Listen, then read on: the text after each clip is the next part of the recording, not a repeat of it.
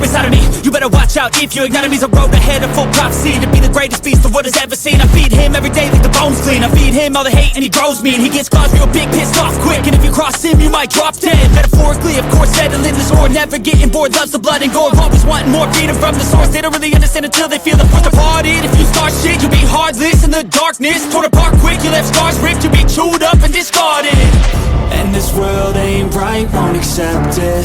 Negative energy, I expect it. Once it's in your mind, it's infectious. So fight for your life and reject it.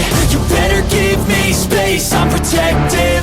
My adrenaline spikes when I'm threatened. And if you stay in my way, I'm aggressive. Cause when there's no exit, I'll kill when I'm desperate.